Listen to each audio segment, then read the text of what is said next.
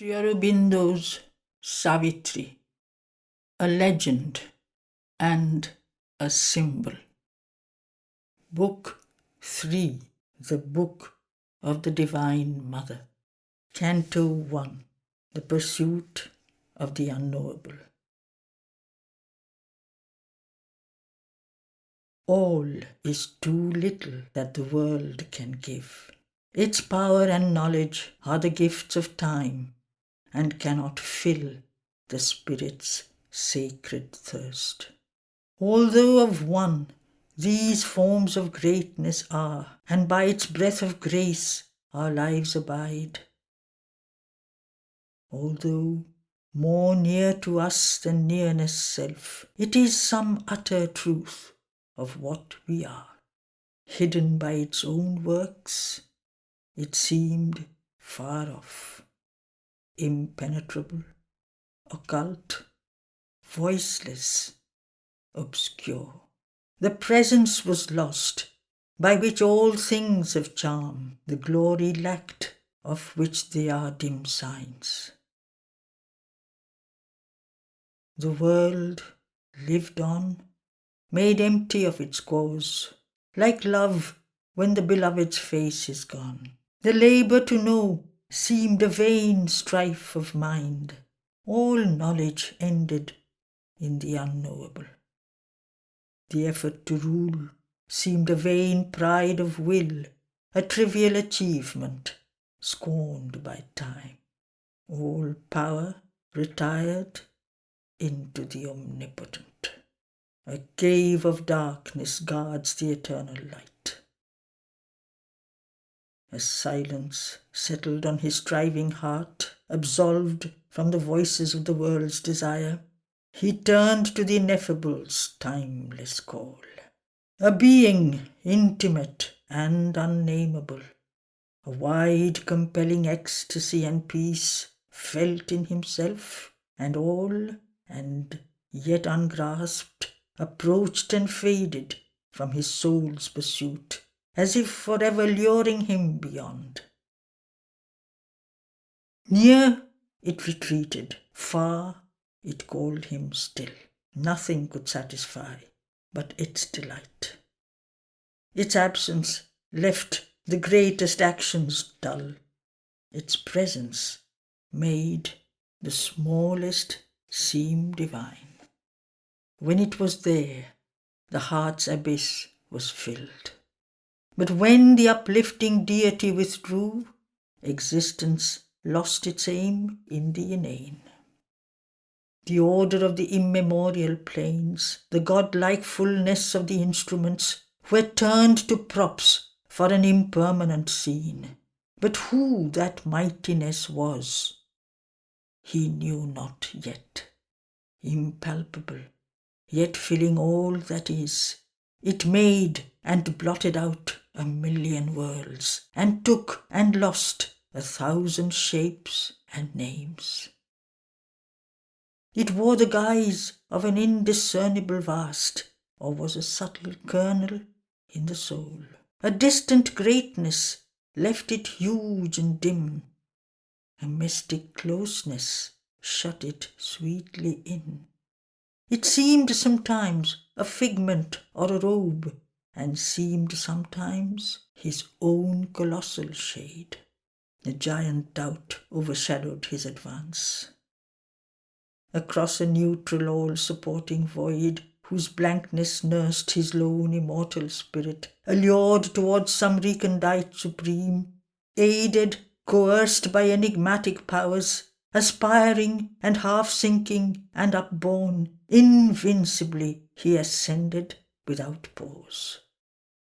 Always a signless vague immensity brooded without approach, beyond response, condemning finite things to nothingness, fronting him with the incommensurable.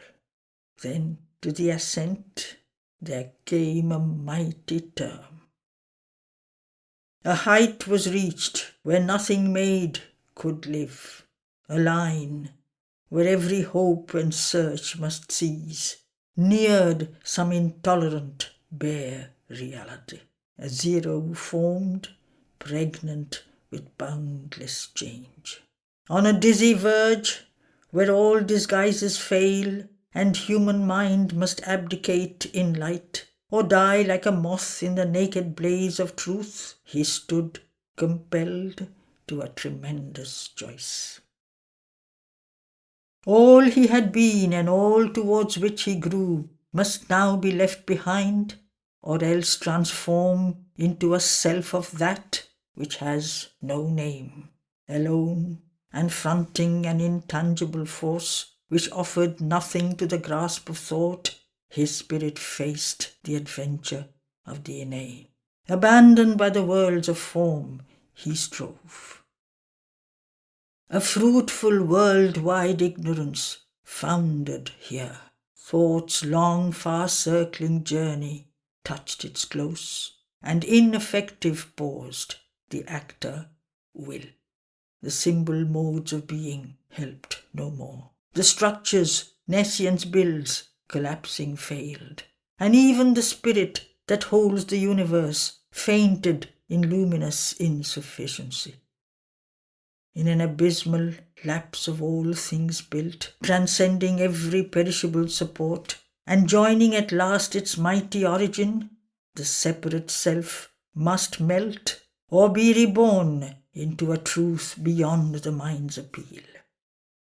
All glory of outline, sweetness of harmony, rejected like a grace of trivial notes, expunged from being's silence, nude, austere, died into a fine and blissful nothingness. The demiurges lost their names and forms. The great schemed worlds that they had planned and wrought passed, taken and abolished one by one. The universe removed its coloured veil, and at the unimaginable end of the huge riddle of created things appeared the far-seen Godhead of the whole. His feet firm-based on life's stupendous wings, omnipotent, alone seer of time, inward, inscrutable with diamond gaze. Attracted by the unfathomable regard, the unsolved slow cycles to their fount returned, to rise again from that invisible sea. All from his puissance born was now undone. Nothing remained the cosmic mind conceives. Eternity prepared to fade, and seemed a hue and imposition on the void. Space was the fluttering of a dream that sank before its ending into nothing's deeps. The spirit that dies not, and the Godhead's self, seemed myths projected from the unknowable. From it all sprang, in it is called to cease. But what that was, no thought nor sight could tell. Only a formless form of self was left, a tenuous ghost of something that had been, the last experience of a lapsing wave before it sinks into a bournless sea. As if it kept, even on the brink of naught, its bare feeling of the ocean whence it came. A vastness brooded free from sense of space, an everlastingness cut off from time. A strange, sublime, inalterable peace, silent, rejected from it, world and soul. A stark, companionless reality answered at last to his soul's passionate search. Passionless, wordless, absorbed in its fathomless hush, keeping the mystery none would ever pierce, it brooded, inscrutable and intangible, facing him with its dumb, tremendous calm. It had no kinship with the universe. There was no act, no movement in its vast. Life's question, met by its silence, died on her lips. The world's effort ceased, convicted of ignorance, finding no sanction of supernal light. There was no mind there with its need to know. There was no heart there with its need to love. All person perished in its namelessness. There was no second. It had no partner or peer. Only itself was real to itself.